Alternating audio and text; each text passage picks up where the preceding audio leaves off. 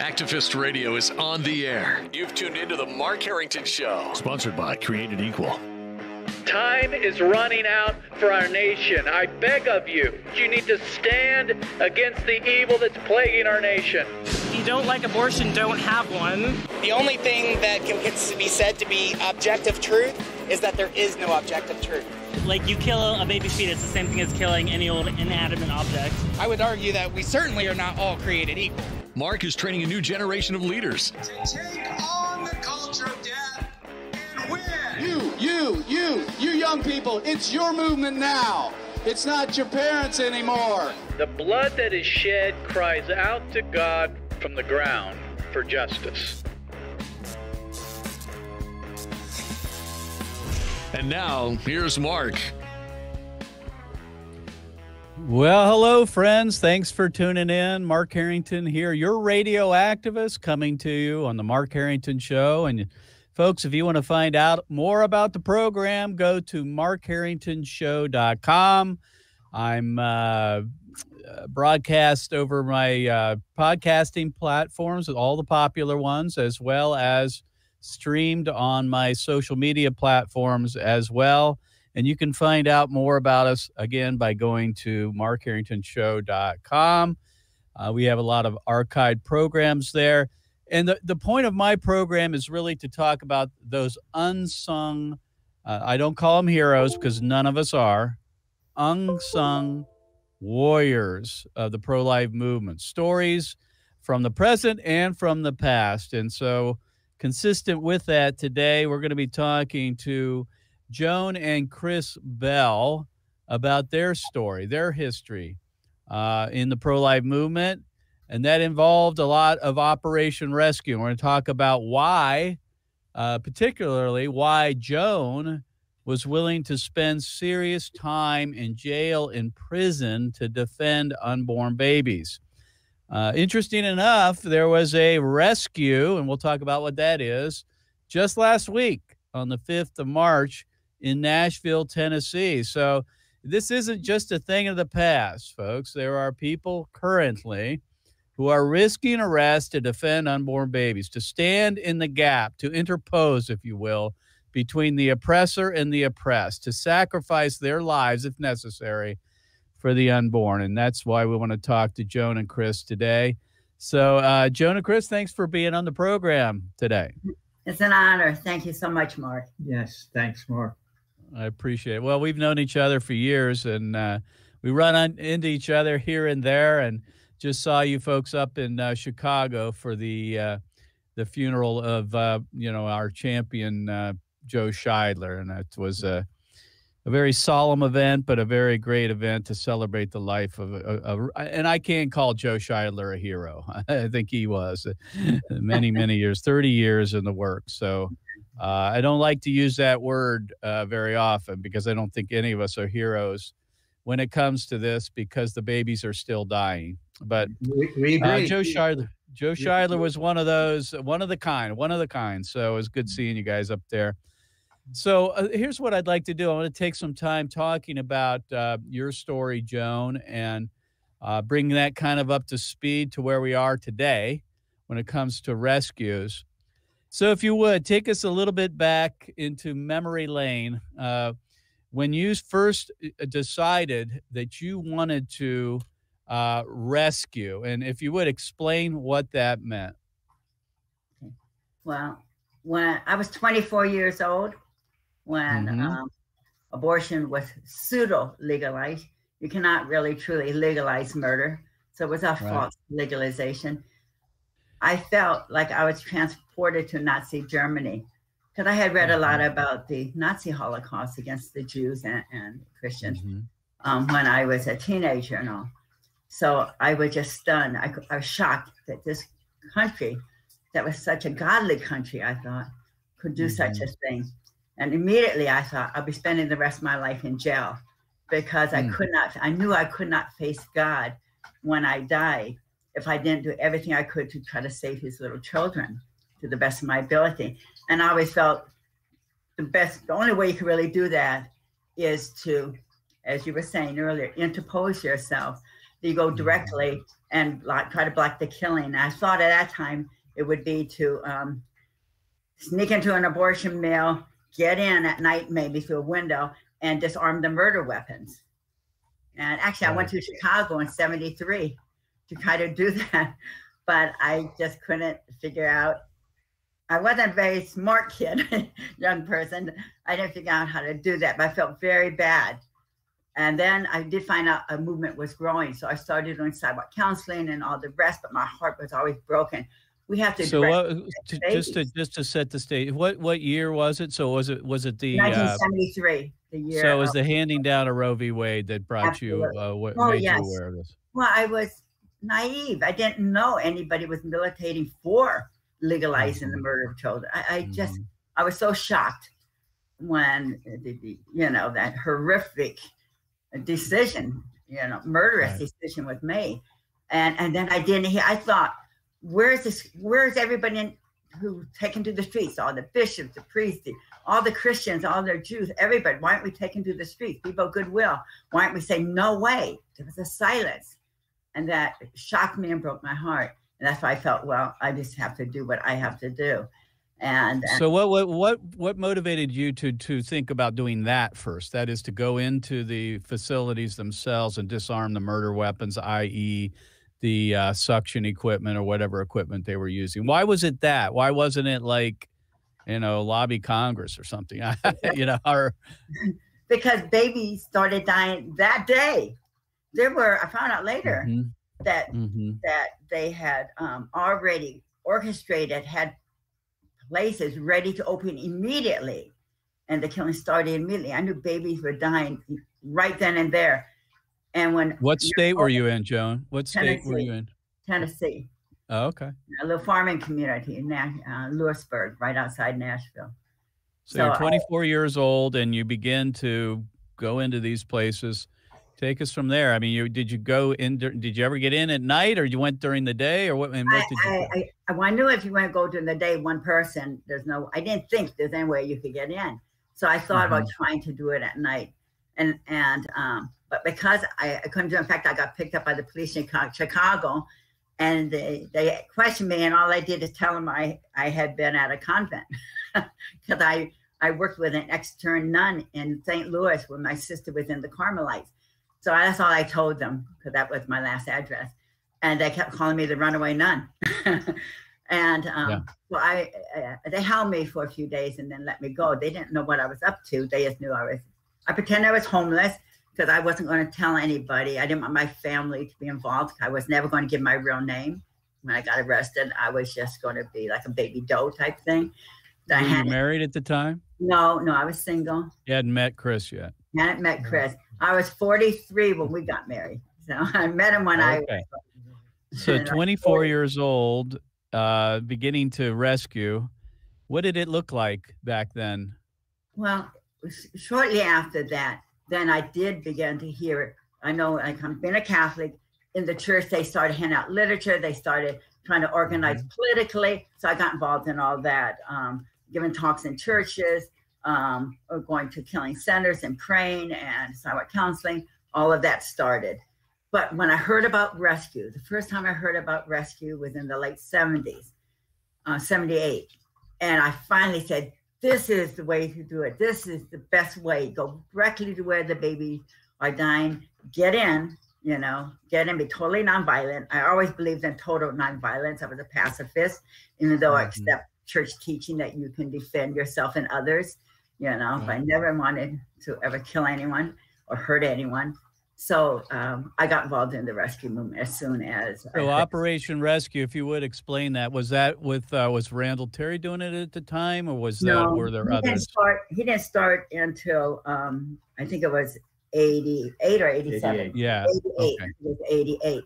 So I got involved with a St. Louis group and John Cameron O'Keefe in Maryland, and we brought it to Delaware. We brought it to Pennsylvania.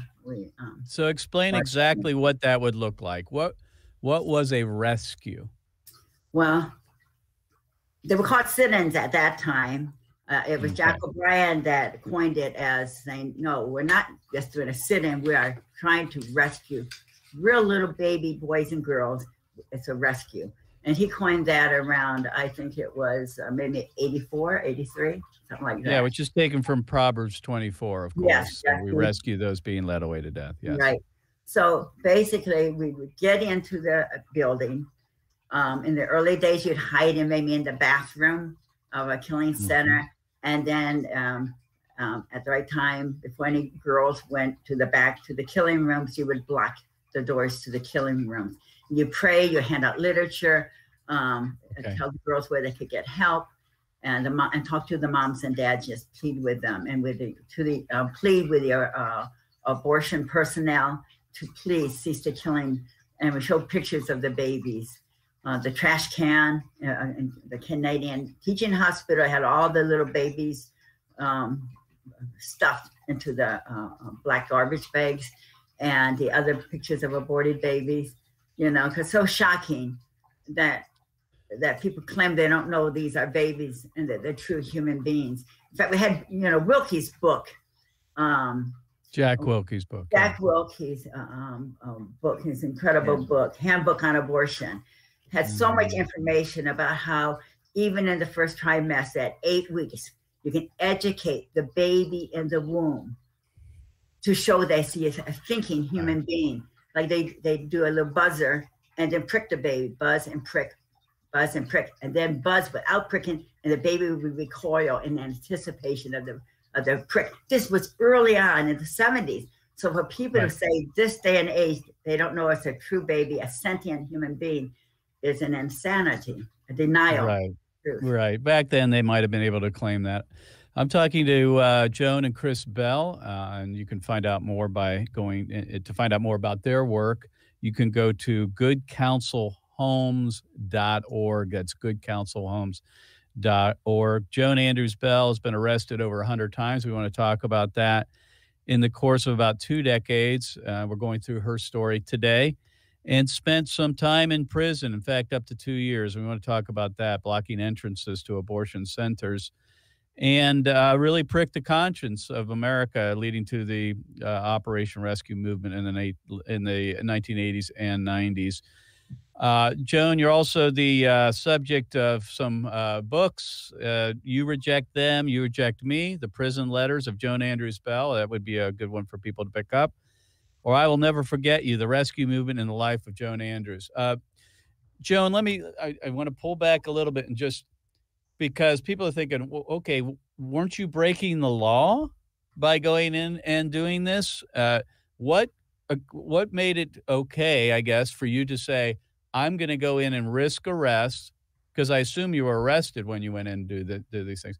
Yes. What was it that what was it that convinced you that it was morally right, it was okay ethically to go in and break the law to rescue the babies inside the facility? Why couldn't you just stand outside on the sidewalk? Yeah. Well, standing outside is good. It's a good and beautiful thing, and you do affect people. But when children are dying, you have to do more. You have to do, if you put in your mind, if they were killing 5-year-olds, what would you do? Exactly. The babies were crying out. John Ryan said it most beautifully, I think. He said, if I were going to be brought in to be killed, I'd be happy someone was there saying, please don't kill him. We will help you. We will take him in. We'll adopt him. We'll take care of him. You don't have to kill him.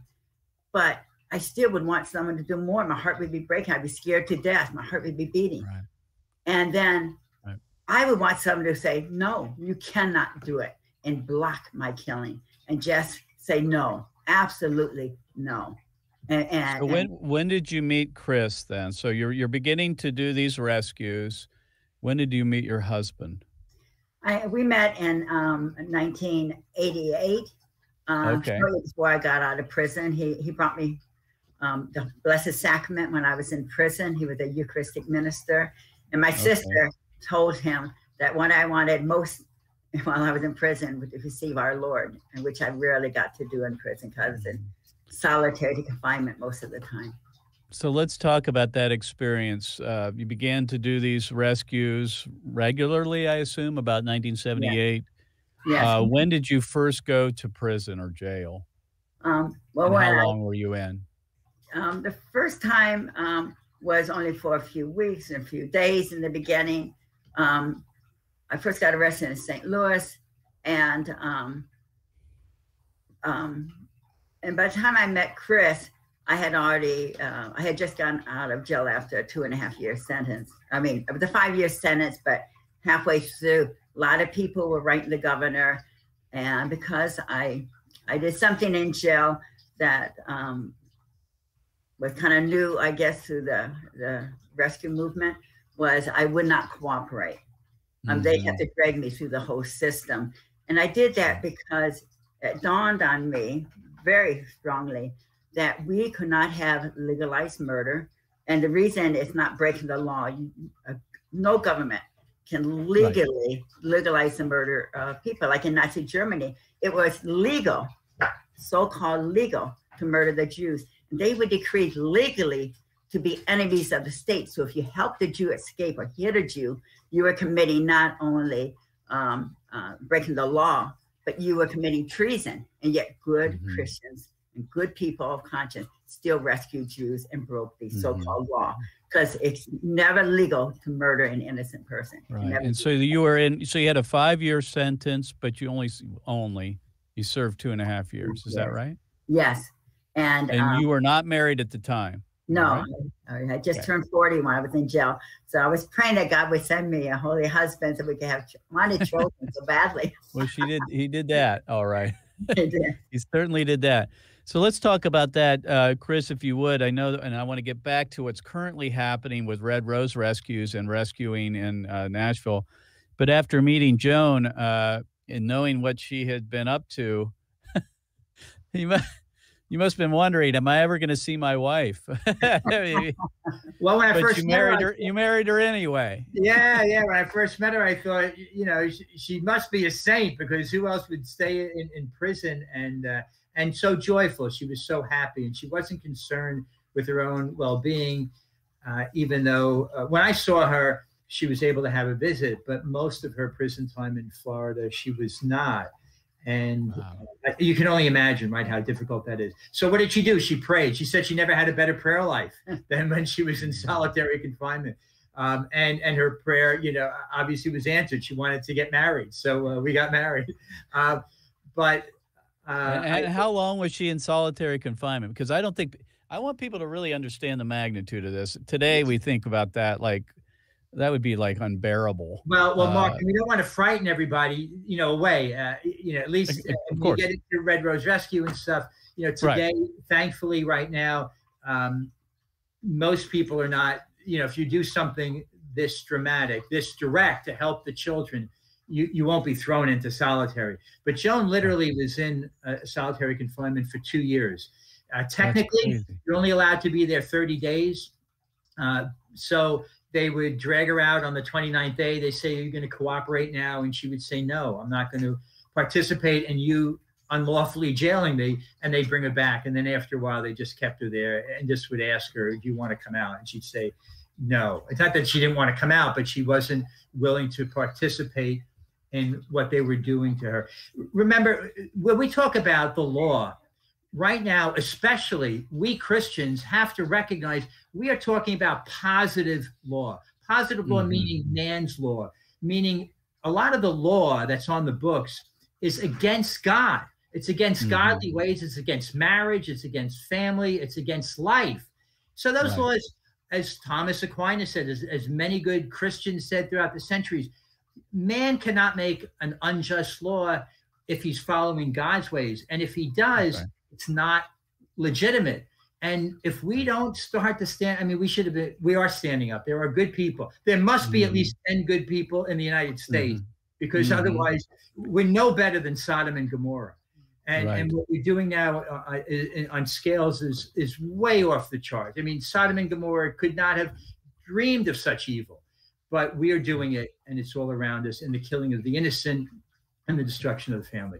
This, I presume your listeners know this. And now what are we going to do about it? Well, we can't just go along with our lives.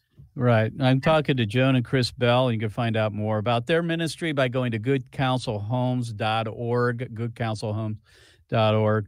This is such a short time together, Chris and Joan, that we're going to have to move on. But if you would, Chris, tell us what you're doing with Good Counsel Homes. I mean, first of all, after she was done with her 2.5-year sentence, you married, right? Well, we didn't marry right away, but it was a few years later. Yes, we did. Okay. And then when did you found Good Counsel Homes, and what is it? So Good Counsel began before I met Joan in 1985. We opened up actually on March 10th in 1985 to help homeless, pregnant, and parenting mothers and babies. And now we have 4 homes in New York, New Jersey. We have a national helpline. Any pregnant woman, regardless of her immigration status, regardless of her mental health, addiction issues, or age or location, if she is able to come to our home, we will take her in. And that's the mission, right? It's to help. What a great work. What a great work. So, Joan, let's fast forward to current modern day right now, Red Rose Rescue. You have actually been doing those. You've been participating in those as well currently. Yes. Those started several years ago. If you would, Mr. Producer, put up the website for Red Rose Rescue. And if you would, Joan, tell us what that is. It's a little different, but it's similar. It's great. Right? Yeah, it is definitely rescue. Dr. Monica Megalerino Miller and my husband Chris spoke about 4 years ago, and said we need to have rescue. Children have to be directly rescued. It's imperative. In fact, during the rescue movement, where thousands of people were being arrested in the 80s and 90s, we have a friend, Joan Appleton. She was she led an abortion mill. She was a director of an abortion mill, but she had a conversion. But she said at that time, when the rescue movement was, where thousands of people were getting arrested, that the abortion people, the abortion movement thought it was ended. They said it's going to end. It's going to, the whole the abortion industry is going to collapse because of rescue. That's how powerful rescue was. And then I don't know if it was the law, the FACE law that came down that stopped it, where everyone just stopped rescuing, or maybe some of the leaders got married, started having kids. I don't know what it was, but it's heartbreaking that it didn't go on. So Monica understood, and many of us from the former rescue. We've got about a minute left, just so you know, Joan. So. Yeah, that we had to continue to rescue. But people don't non-cooperate in jail, so you don't do the long jail sentences. But it's a great movement. We have Father Fidelis involved, who's one of the leaders. It's a tremendous movement. And it's very simple. You walk into the abortion mill with a rose, you hand to the mother, and you ask her to get help. And the difference is, you're not, just so you know, folks, you're not blocking access to the door. You're not destroying equipment. You are actually in there in solidarity with the women to hand out a rose, to counsel inside the abortion center itself, in the waiting room, so to speak, in the hopes that you can turn women away, right? And then if it leads to arrest, it leads to arrest. But otherwise, that's not the point. Yeah. The reason it would only lead to arrest is that once, even if they take the mothers away, put her in a back room or something, you don't leave because you're in solidarity with the little baby. As long as that baby's life is in danger, you refuse to leave, and you get arrested because you refuse to leave. Right. And you get dragged out. So, folks, if you want to find out more, go to redroserescue.com. I think it is redroserescue.com. Yes. So if you want to find out more about this, the current movement, the rescue movement, if you will, that's been revitalized by Monica Miller, my good friend. You can find out more, and you can find out more about the work of Good Counsel Homes by going to goodcounselhomes.org. And folks, we're going to make this available to you today. This is Monica's book, Monica Miller's book, Abandoned: The Untold Story of the Abortion Wars. If you want to get this book, you can give us a gift of $50. We'll send it to you. Just go to markharringtonshow.com, click on the donate link, give $50. We'll send you this book. To me, this is one of the best, if not the best, books on abortion. It's not really an apologetics book per se, but it's a story of the abortion wars in the early days, the days when Joan Andrews Bell was out doing what we've been talking about today, and that is some of the Operation Rescue tactics, among other things. very inspiring. I mean, believe me, when I read this, it made me want to go out and start rescuing right away. But there's a lot of things that can be continued to do that are outlined in her book. So you can get this by going to markharringtonshow.com and just click on the donate link and give $50 and we'll send it to you. Joan and Chris, thanks for being on the program. You are an inspiration to everybody in our movement. We thank you for your sacrifice, even in the past and in the current.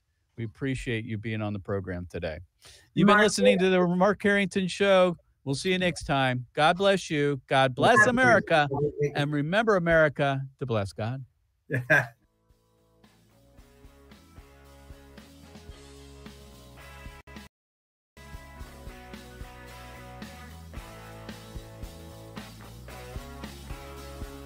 You've been listening to Mark Harrington, your radio activist. For more information on how to become a witness against the evil plaguing America, call Created Equal at 614-269-7808. That's 614-269-7808. Or go online to createdequal.net. Createdequal.net. Be sure to tune to the Mark Harrington Show next time for your marching orders in the culture war.